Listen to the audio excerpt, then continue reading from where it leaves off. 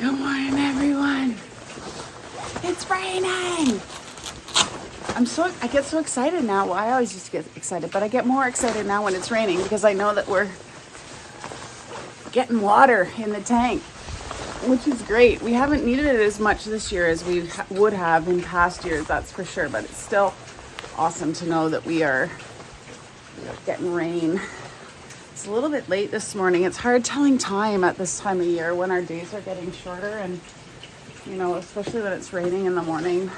And I have a project I'm gonna do today. We are making salsa. So I have to go out and feed everybody, and then I have to get into the garden to get or harvest the rest of my tomatoes. And yesterday I went to the farmer's market and picked up some of the other ingredients I need, specifically jalapeno peppers. So I have those. And so yeah, let's go get these dudes fed. I'm just gonna leave you here. What are you doing? This is why we can't ever find our shoes, because this little lady takes them on a tour.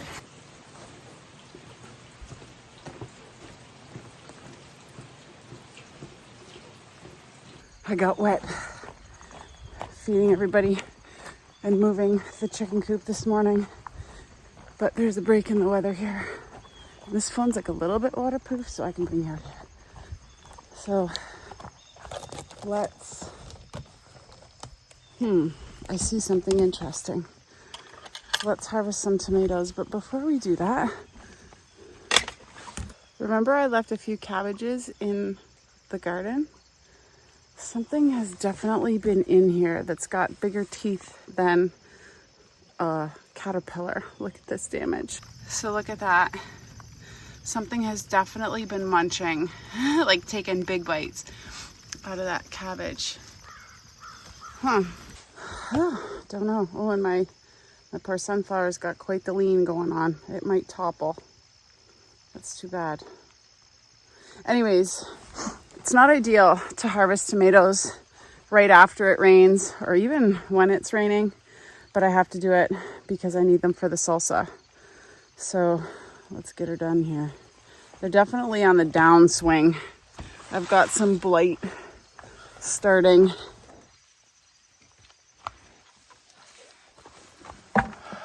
Of course, I need a bigger container. My first green zebra. They're pretty. Look at that Kellogg's breakfast. Awesome.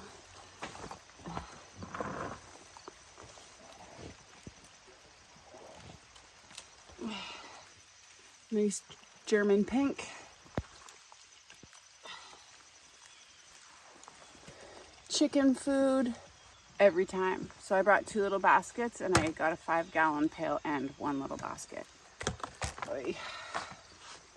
And lots of chicken food.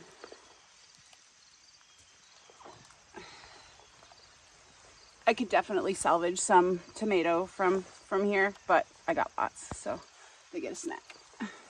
I also need to grab some onions, but I'm gonna get these tomatoes inside and start processing them and grab them in a minute. That was a wet adventure.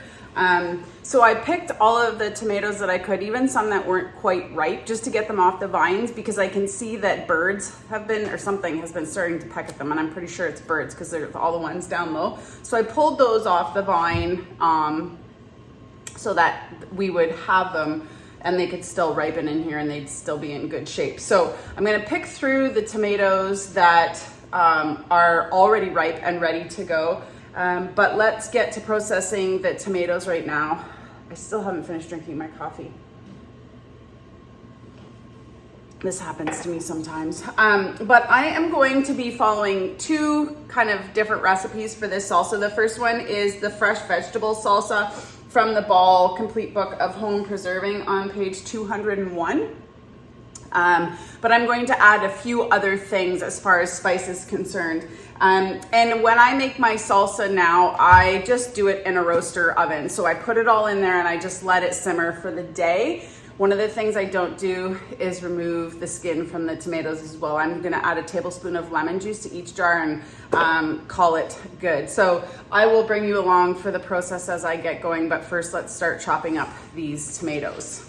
I'm gonna process the peppers that I have on hand to see if it's enough so that Brian doesn't have to run into town. So I'm gonna do that first.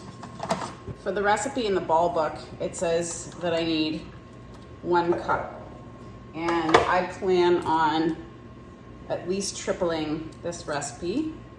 So let's see how many cups we got. Okay, 4 cups. So we'll 4 times the recipe, this recipe, and see where we're at. So we need 7 cups of diced tomatoes.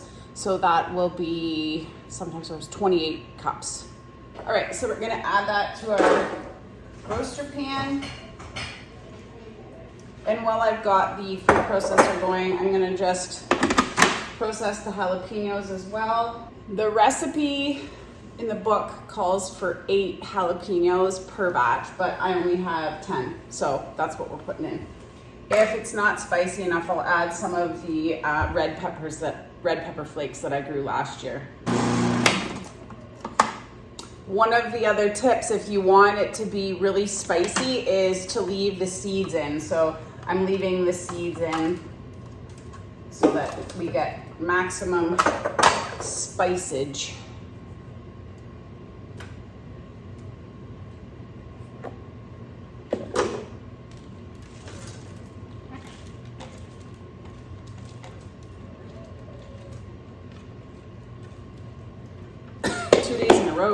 Oh, no, like 3 days in a row of jalapenos.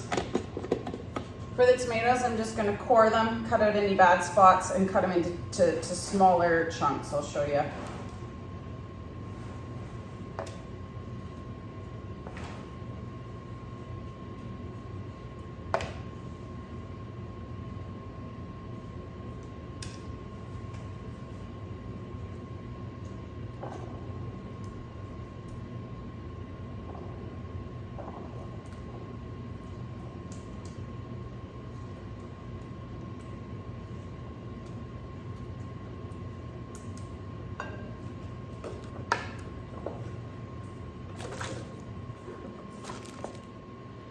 But seriously, look at that giant. Lots of background noise in here today because we've got the laundry going and I still have the dehydrator going. But I've got my 28 cups of peppers and all the offcuts for the chickens. Now I need 8 cups of chopped onion. It's pretty awesome to be able to go to the garden grocery store and pick the onions that we want. So I'm gonna do 3 Spanish and 1 red onion. I don't know, just to change up the flavor profile a little bit. But I'm just gonna put them through the food processor as well. So this isn't gonna be super chunky salsa just because I'm putting it through the food processor, but it always turns out really tasty. And then we need 12 cloves of garlic. So I'm gonna peel those right now as well.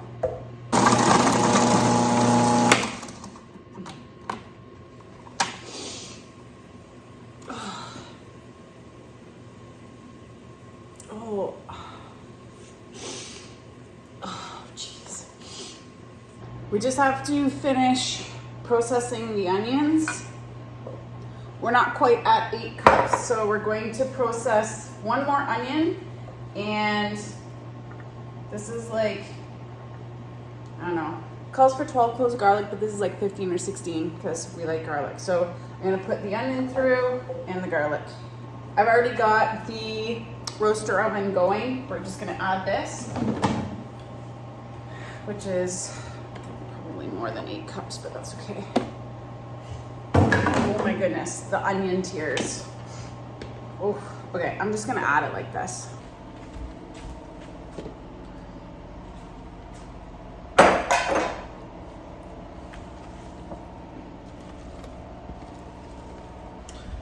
Okay, I'm just gonna kind of mix this in.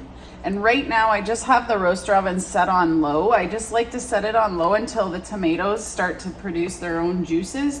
And then I'll turn it up a little bit higher once the liquid really gets going, and then let her go. Stirring it every now and again. There are a couple more ingredients I have to add to this before it really starts to simmer, but I'm gonna let it simmer down for about an hour, and then I'm gonna add those ingredients, and they include vinegar, tomato paste, and some spices. So I'll come back for that in a bit. This has been cooking down now for about an hour, and the liquid is almost to the top of the vegetables. So I'm going to add my other ingredients and then leave the lid off and let it kind of cook all day long, meld in those flavors. So to this, because I'm multiplying the recipe by 4, I'm going to add 3 cups of white vinegar. It called for 3/4 of a cup for a 1 times recipe. I'm gonna add 2 teaspoons of ground cumin. The single recipe calls for a 1/2 teaspoon. I'm going to add 4 teaspoons of coriander. I'm going to add 4 teaspoons of salt. The recipe calls for chopped cilantro, but my cilantro has bolted and gone to seed, so I'm not adding that this time around. I'm gonna add 4 teaspoons of paprika. And the last ingredient, which is brown sugar, I'm not going to add right until the very end. Then I'm gonna taste it, make sure it's kind of the flavor that I want, and then we'll jar it up. I'm also gonna add 4 cans of tomato paste, but I'm not gonna do it until this is cooked down. Okay, it is 6:30, so this has been simmering away now for almost 12 hours. I feel like 11 or 12 hours, so basically all day long. And we are at the salsa consistency. And right now, I'm just trying to decide whether I'm gonna run the food mill, like the immersion blender through it, or just leave it. I do like my salsa chunky, kind of like, you know, so you can see the vegetables that you're enjoying or that you're eating. So I feel like I might just leave it. But I forgot to turn the camera on when I added 4 cans of tomato paste. Now you could skip this step completely if you wanted to let it keep simmering and boiling the liquid off, but I'm not. I added the 4 cans. It also adds a bit of flavor. But the one ingredient left that I didn't add yet is the brown sugar. How I like to do this step is I like to taste it first, just to kind of see what my base flavor is. It smells so good. Oh, dude, that's spicy. Oh, yep. Brian will not eat this. It's a good thing we have a lot of leftovers from last year, because that's going to be the one that he has to eat. Oh my heavens, that's spicy. It's okay.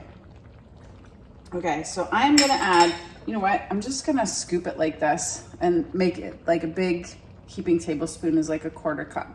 So I'm going to put, I'm going to say a couple of those in. Then I'm going to give it a stir.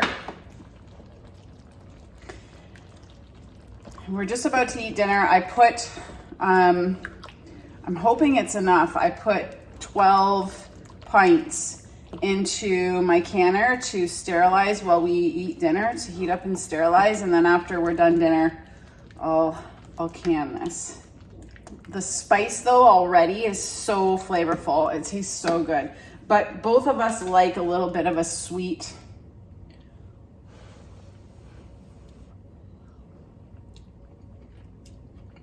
A little bit more. And then I'm gonna call that good.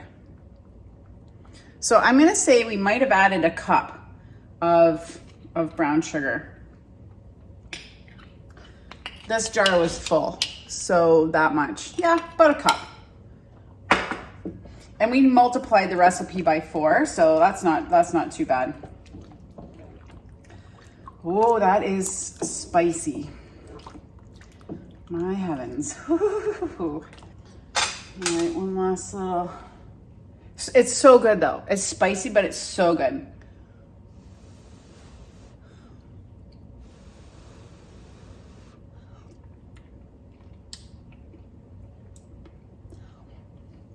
Yep. There it is. So I'm just gonna let that keep simmering until we're done dinner, and then we'll come back and can it. Okay, a little bit of a different setup tonight. I thought I'd try canning on the island because I can move the pot of salsa. So because I left the skins of the tomatoes on just to make sure that we're following safe canning guidelines, I'm going to add a tablespoon of lemon juice to each of my jars. That's just to ensure the acidity is up there for safe food preservation.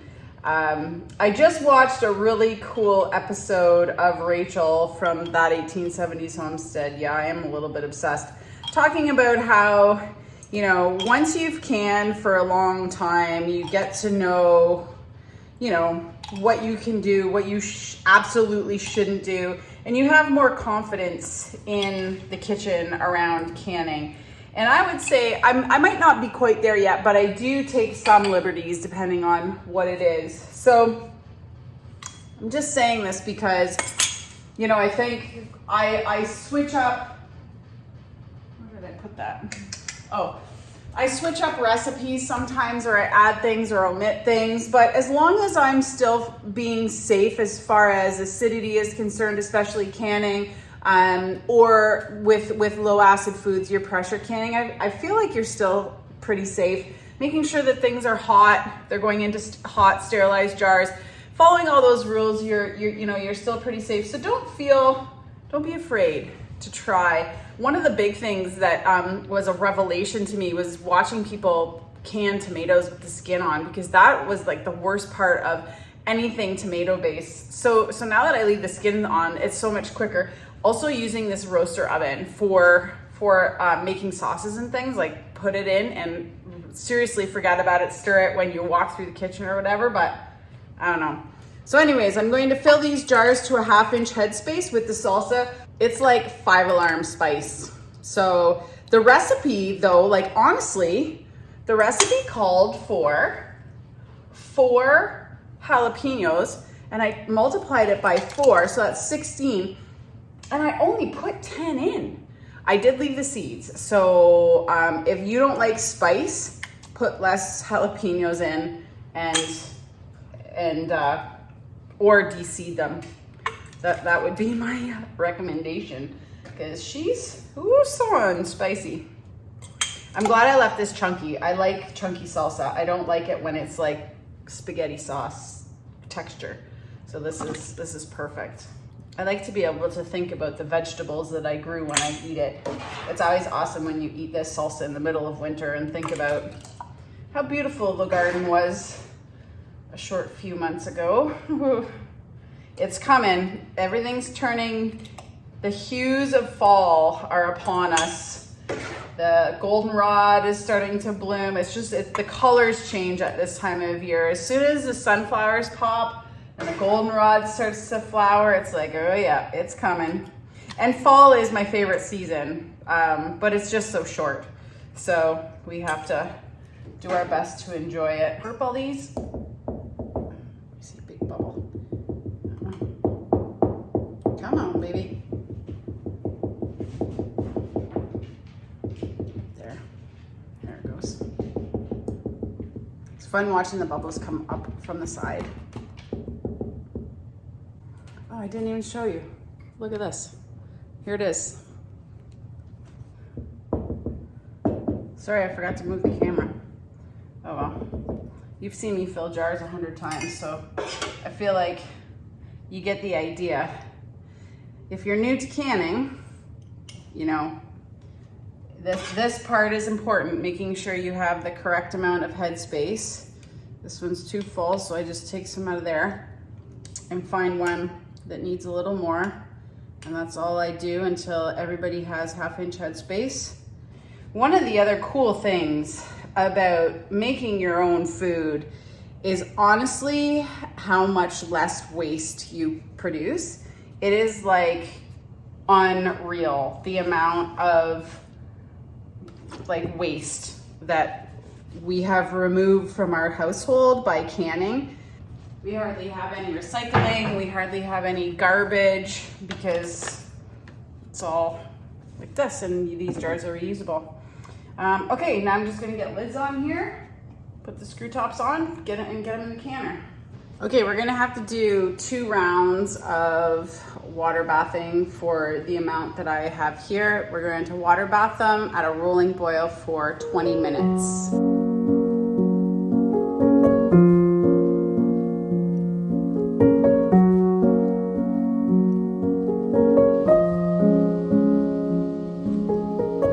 All right, the last 6 jars of super spicy salsa for the 2022 season just went into the canner. That will be it for salsa. If you're interested in making your own salsa, give this a go. It's super tasty. I think you would love it. It's pretty simple to make, especially if you have a roaster oven. I hope you're all having a really great gardening season, canning season. Thanks for watching, and we'll see you next time.